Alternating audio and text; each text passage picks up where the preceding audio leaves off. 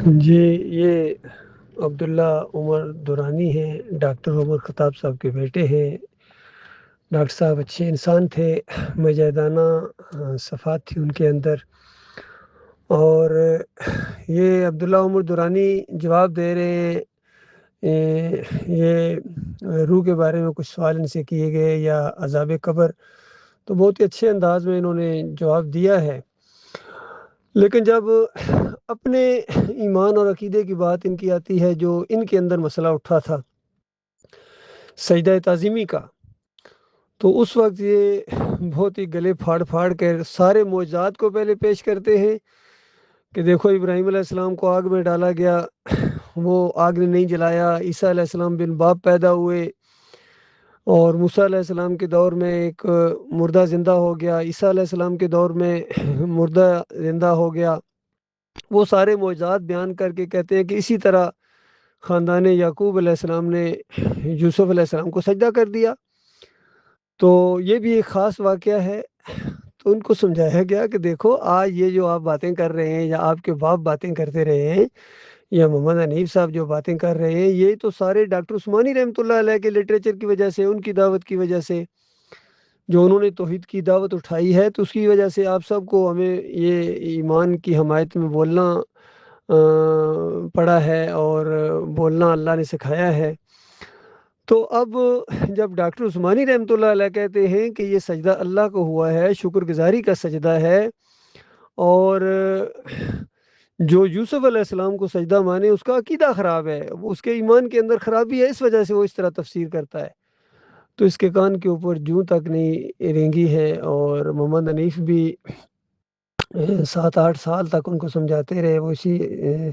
سجدہ تعظیمی کے قائل رہے ہیں، اسی پر وہ مرے ہیں، شرک کے اوپر۔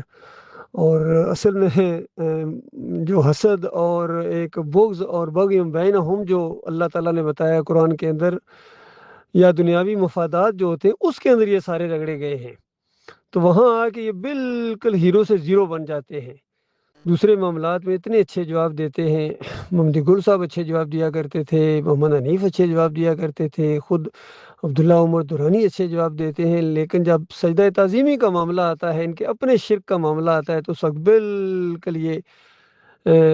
شیطان کی گھوڑی بن جاتے ہیں، بکری بن جاتے ہیں، اور بالکل ان کی حالت دیکھنے والی ہوتی ہے۔ پچھلے دنوں میں یہ جو قاری خلیل الرحمن کا ایک بیان آیا تھا کہ لی ساجدین، اور یہ جو یوسف علیہ السلام کو سجدہ ہے، کہتے ہیں یہ تو قرآن سے ثابت ہے، وہاں جو لاہو کی ضمیر ہے وہ یوسف علیہ السلام کی طرف ہے۔ اور پہلے ایک بیان میں انہوں نے کہا کہ اگر آج ڈاکٹر صاحب آ جائیں تو میں ان کو قائل کر لوں گا۔ سارے اسی چکروں میں پڑے ہوئے ہیں کہ ڈاکٹر صاحب آج اگر آ جائیں تو ان کی تحقیق وہاں تک پہنچی تھی، میری تحقیق آگے بڑھ گئی ہے۔ تو اس انداز سے انہوں نے ان کا یہ جو کردار اور یہ جو چہرہ ان کا سامنے آیا ہے، یہ بہت ہی افسوسناک ہے۔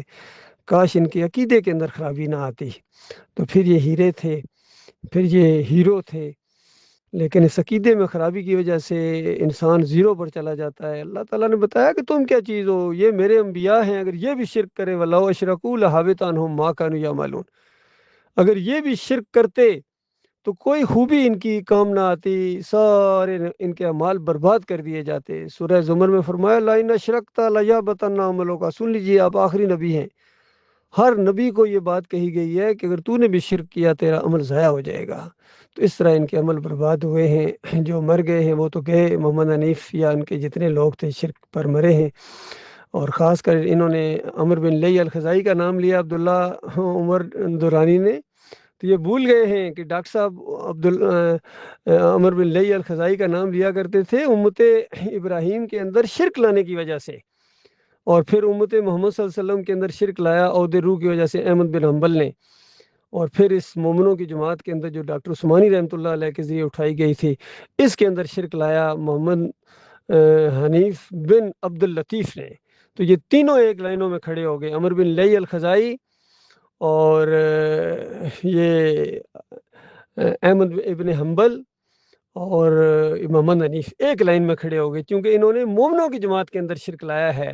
اور یہ آخری دور کے اندر تو ابھی مومنوں کی جماعت ابھی سامنے ہی آ رہی تھی، ابھی تازہ تازہ یہ جماعت بنی تھی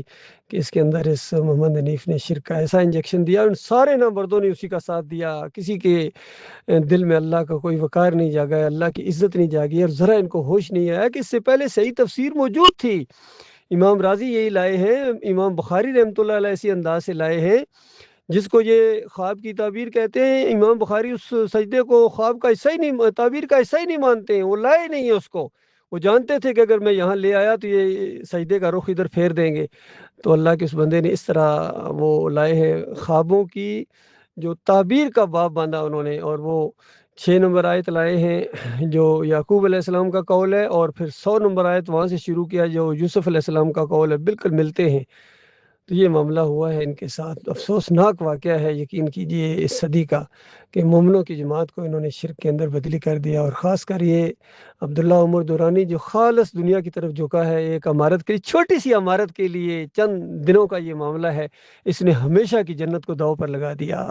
اور ہمیشہ کی جہنم کے اندر محمد حنیف کے ساتھ رہنا اس کو گوارا ہے۔ لیکن یہ ایمان خالص کر کے توحید کی طرف آنا اس کے لیے، سب کچھ جانتے ہیں، مالک بھی یہی فرماتا ہے فَلَا تَجْعَلُوا لِلَّهِ أَنْدَادًا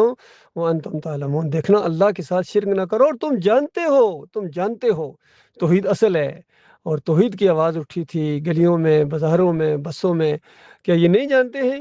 اور آج وہی کام اگر کوئی اللہ کا بندہ کرے تو ان کو آگ لگ جاتی ہے۔ ابھی چند دن پہلے یہ جو پروگرام ہوئے ہیں دعوت اللہ کے، جب گروپوں میں ڈالا جاتا تھا تو یہ کتنے ہیں ان کے پیٹوں میں مروڑ اٹھتے تھے توحید کی آواز کی وجہ سے، ایمان خالص کی آواز کے بجائے اس کے کہ خوش ہوتے، ساتھ دیتے،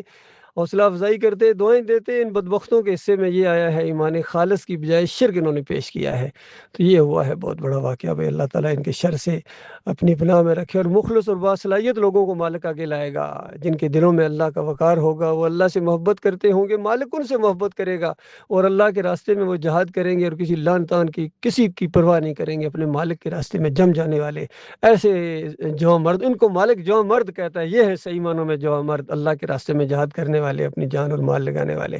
جو کام کرنے کا ہے وہ ہے یہ کام کرنے کا، یہ دوسری بحثوں کے اندر الجھتے رہتے ہیں، اپنا وقت ضائع کرتے ہیں، قوم کا وقت ضائع کرتے ہیں۔ جو کام کرنے کا وہ نہیں کرتے ہیں، اور جو نہیں کام کرنے کا ان کے اندر الجھائے رکھتے ہیں اپنے آپ کو۔ اللہ تعالیٰ ان کے شر سے اپنی پناہ میں رکھے۔